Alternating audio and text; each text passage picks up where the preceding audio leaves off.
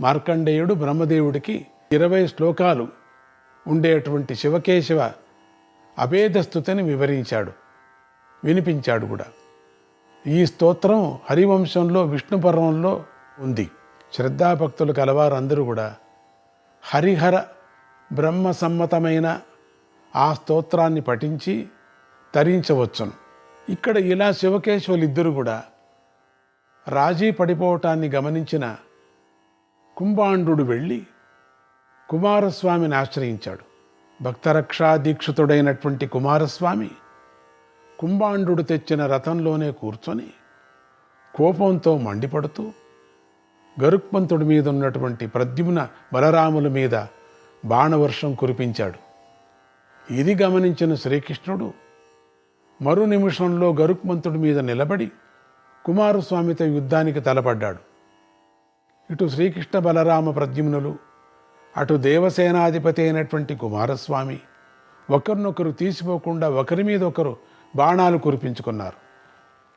త్వరలోనే బాణయుద్ధం అస్త్రయుద్ధంగా మారిపోయింది. అస్త్రయుద్ధం ఇరుపక్షాల వారికి ఒళ్ళు చీరిపోయి రక్తం ఓడుతోంది. అయినా సరే ఎవరూ వెనుకంజ వేయటం లేదు. ఒకరి అస్త్రాలను మరొకరు నిర్వీర్యం చేసుకుంటూ అస్త్రయుద్ధాన్ని కొనసాగించారు. ఒక దశలో కుమారస్వామి సహనాన్ని కోల్పోయాడు. బ్రహ్మశిరోనామక అస్త్రాన్ని శ్రీకృష్ణుడి మీదకి ఉపయోగించేశాడు. ఈ అస్త్రాన్ని అసలు ప్రయోగించకూడదు కదా ఎప్పటికీ కూడా, ఎందుకంటే అది లోక సంహారకమైన అస్త్రం. అటువంటి అస్త్రాన్ని కుమారస్వామి అంతటివాడు ప్రయోగించేసరికి ఆకాశంలో నలుపక్కలా నిలబడి యుద్ధాన్ని తిలకిస్తున్నటువంటి సిద్ధ చాణర యక్ష కిన్నరాది దేవతల వర్గాల వారు భయభ్రాంతులై ఆహాకారాలు చేస్తూ తలో పక్కకు పారిపోయారు. ఆ అస్త్రపు కాంతి తీవ్రత వల్ల శ్రీకృష్ణాదిత్రయం అగ్నిగుండంలో పడిపోయినట్లయి చూసేవారికి ఎవరికీ వాళ్ళు కనిపించకుండా పోయారు. కానీ శ్రీకృష్ణుడు ఈ అస్త్రప్రయోగానికి మండిపడి ఇక వెనుకంజ వేయకుండా ఆ అస్త్రం మీదికి తన సుదర్శన చక్రాన్ని ప్రయోగించాడు. సుదర్శన చక్రం లోకభయంకరంగా ప్రజ్వలించి ఆవరించేసరికి కుమారస్వామి ప్రయోగించినటువంటి బ్రహ్మశిరోనామక అస్త్రం నిర్వీర్యమై రాలి నేల మీద పడిపోయింది. ఇది గమనించిన దేవసంఘాల వారు ఊపిరి పీల్చుకొని ఆశ్చర్యచకితులై శ్రీకృష్ణుడికి అభినందనలు చెబుతూ జయ జయధ్వనాలు చేశారు. కుమారస్వామి మాత్రం ఈ పరాజయాన్ని సహించుకోలేక లోకంలో ఎవరి దగ్గర లేకుండా తన ఒక్కడి దగ్గర మాత్రమే ఉన్నటువంటి అపూర్వమైనటువంటి శక్తి ఆయుధాన్ని సరాసరి శ్రీకృష్ణుడి మీదికి ప్రయోగించాడు. ప్రళయాగ్ని జ్వాలల వంటి మహాగ్ని జ్వాలను వెళగక్కుతూ శ్రీకృష్ణుడి మీదికి దూకుతున్నటువంటి ఆ శక్తి ఆయుధాన్ని గమనించినటువంటి దేవేంద్రుడంతటి వాడు భయభ్రాంతుడై, అయ్యో ఇవాల్టితో శ్రీకృష్ణుడి పని అయిపోయింది అని గగ్గోలు పెట్టాడు.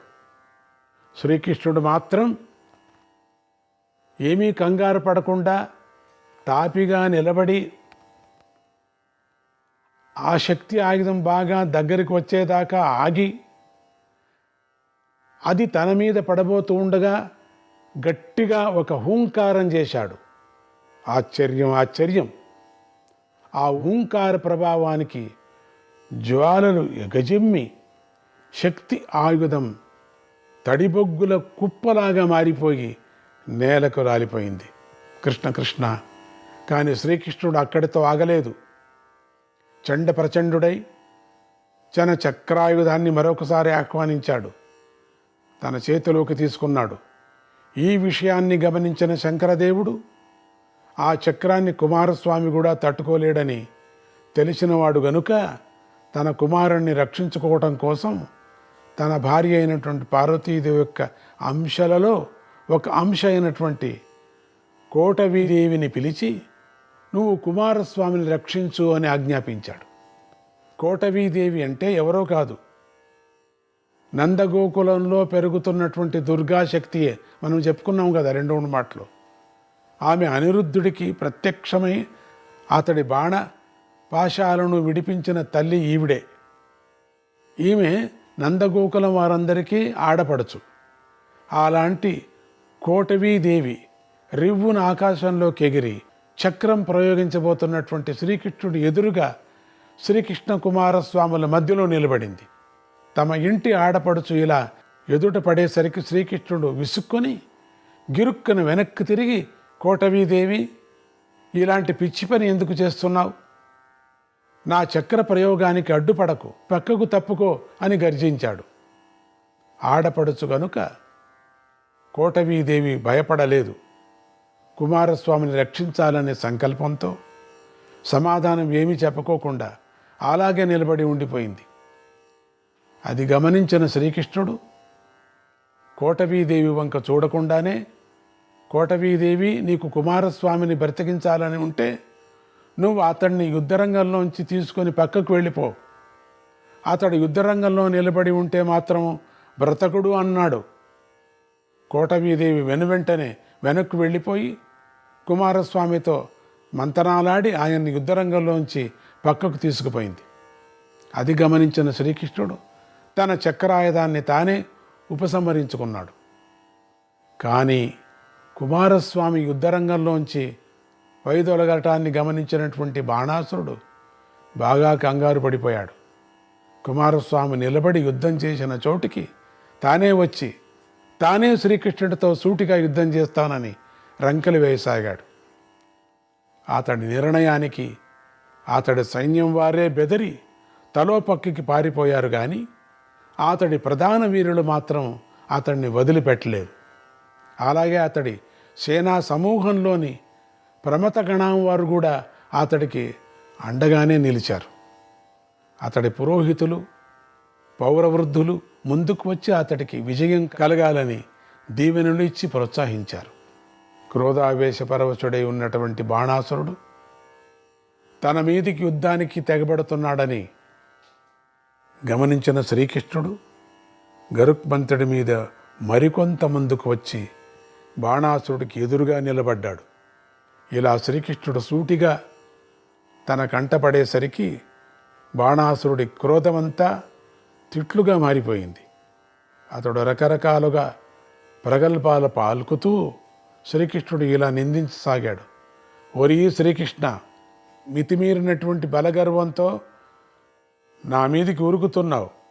దీనికి ఫలితం ఏమిటో త్వరలోనే నీకు అర్థమవుతుంది. నువ్వు 8 చేతుల వాడివి, నేను 1000 చేతుల వాడిని. ఏ ధైర్యంతో నా మీదికి దూకుతున్నావు? ఈ వాల్టితో నీకు ద్వారకా నగరంలో నూకలు చెల్లిపోయాయి. ఇక నువ్వు మళ్ళీ వెనక్కి వెళ్ళి నీ వాళ్లను చూసేది లేదు అని ఈ విధంగా బాణాసురుడు రకరకాలుగా ప్రేలాడు, అంటే తిడుతున్నాడు. శ్రీకృష్ణుడు దానికి సమాధానంగా గట్టిగా నవ్వి ఇలా అన్నాడు. బాణాసురా, నిజమైన వీరులు ప్రగల్భాలు పలకరు, నిజమైన సమర్థులు ఎదుటివారిని నిందించరు. నిందలు, ప్రగల్భాలు మాత్రమే విజయానికి సూచిక అయ్యేటట్లయితే అది నిజమైన నీలాంటి రాక్షసులు చాలామంది నన్ను జయించి ఉండేవాళ్ళు ఆ ప్రగల్భాలకి. కనుక మాటలు కట్టిపెట్టి యుద్ధంలో మాట్లాడకూడదు. నీ దగ్గర పరాక్రమం ఏదైనా ఉంటే చూపించు. 1000 చేతుల వాడివని మిడిసిపోతున్నావు నువ్వు. పూర్వము కార్తవీర్యార్జునుడనే వీరుడికి నీలాగే 1000 చేతులు ఉండేవి. ఆ చేతులన్నిటినీ పరశురాముడే అనేటువంటి వాడు 2 చేతుల పసిబాలుడు కొమ్మలు నరికినట్లు నరికే పారేశాడు.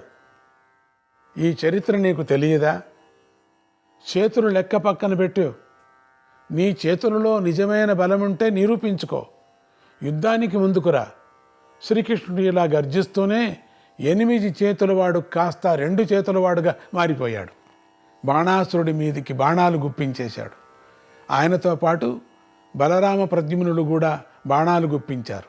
ఆ శరవర్షాన్ని చూసి బాణాసురుడు చిరునవ్వులు చిందిస్తూ తన బాణ విద్య నైపుణ్యం వల్ల ఎదుటివారి బాణాలను విరగగొట్టడం మాత్రమే గాక 1000 చేతులతోనూ మళ్ళీ 1000 రకాల ఆయుధాలు తీసుకొని అన్నీ ఒకేసారి శ్రీకృష్ణుడి మీదకి గుప్పించాడు. ఇక తట్టుకోలేక ఇలా బాణాసురుడు ఎన్నిసార్లు ఆయుధాలు గుప్పించినా వేరువేరు ఆయుధాలు గుప్పించాడు 1000 చేతులతో. శ్రీకృష్ణాదిత్రయం మీద పడి పూచిక పుల్లల్లాగా పక్కకు రాలిపోతున్నాయి. దాంతో తిక్కరేగినటువంటి బాణాసురుడు బ్రహ్మదేవుడు తనకిచ్చినటువంటి ప్రత్యేకమైనటువంటి ఒక అస్త్రాన్ని బయటకు తీశాడు. అతడు అలా బ్రహ్మదత్తమైన అపూర్వ అస్త్రాన్ని బయటికి తీసేసరికి ఆకాశంలో ఉన్న దేవతా వర్గాలంతా బెంబేలెత్తిపోయారు. ఈలోగా బాణాసురుడు ఆ అస్త్రాన్ని ప్రయోగించేశాడు. ఆ అస్త్ర ప్రభావం వల్ల దిక్కుల్లో అన్ని పక్కల చీకట్లు కమ్ముకుపోతున్నాయి. ఎవరు ఏమీ కనిపించలేదు ఎవరికి కూడా. పైగా ఆ అస్త్రంలోంచి వేల వేల బాణాలు పుట్టుకొచ్చి శ్రీకృష్ణాదిత్రయాన్ని అన్ని పక్కలా ముంచేస్తున్నాయి ముగ్గురి మీద. శ్రీకృష్ణుడు నిర్భయంగా నిలిచాడు. ఇది బ్రహ్మదత్తమైన దివ్యాస్త్రం అని గుర్తించాడు. ఆ కారు చీకట్లోనే పర్జన్యాస్త్రాన్ని ప్రయోగించాడు. అదేమి చిత్రమో, కేవలం పర్జన్యాస్త్ర ప్రయోగం వల్ల బ్రహ్మదత్త మహాస్త్రం నిర్వీర్యమైపోయింది. దానివల్ల కలిగిన చీకట్లన్నీ తొలగిపోయాయి. దానిలోంచి వెలువడే బాణ పరంపర ఆగిపోయింది. ఈ ఆశ్చర్యాన్ని గమనించిన రాక్షస వర్గాలు చీచీ అని నిందించగా, దేవత వర్గాలు మాత్రం ఆనందంతో కేరింతలు కొట్టాయి.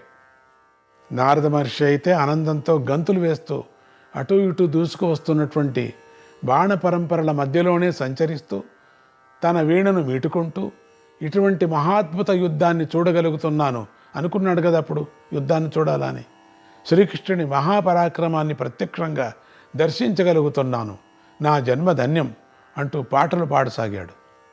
అక్కడితో ఆగక, ప్రభువు శ్రీకృష్ణ ఇంకా విజృంభించు, నువ్వు అవతరించిన ప్రయోజనాన్ని ఇంకా సాధించు, దేవతాద్వేషి అయిన ఈ బాణాసురుణ్ణి తగిన విధంగా శిక్షించు అంటూ ఆ మహర్షి శ్రీకృష్ణుని ప్రోత్సహించసాగాడు.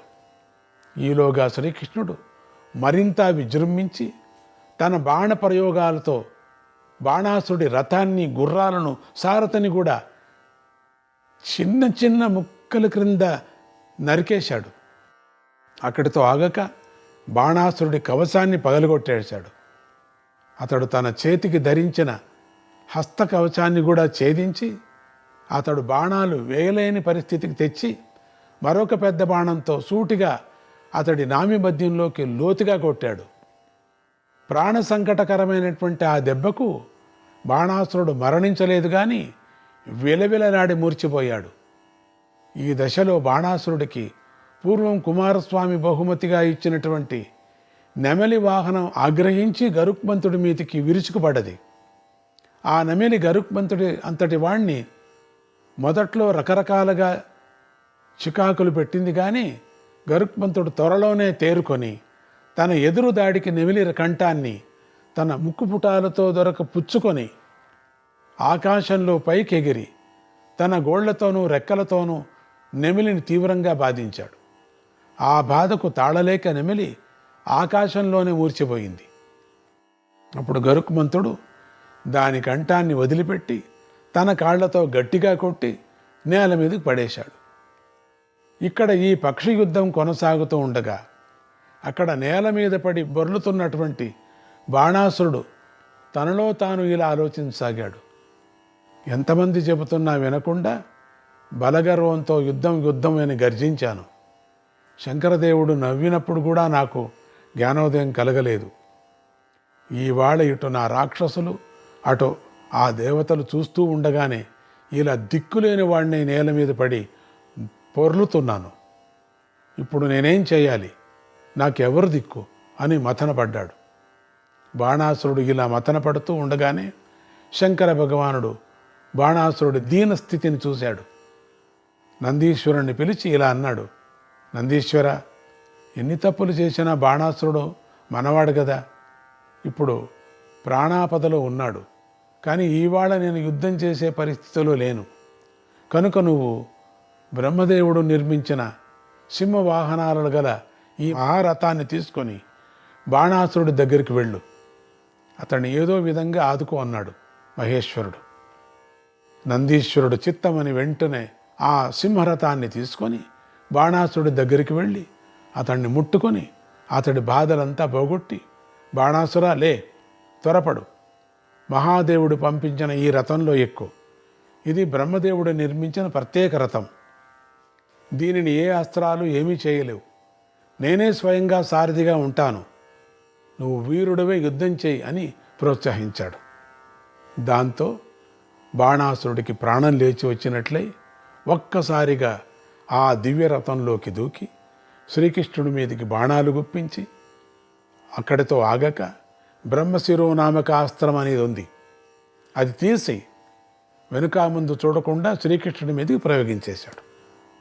పూర్వం కుమారస్వామి కూడా ఇదే పని చేశాడు. కానీ అప్పుడు శ్రీకృష్ణుడి ముందు ఆ అస్త్రం నిర్వీర్యమైపోయింది.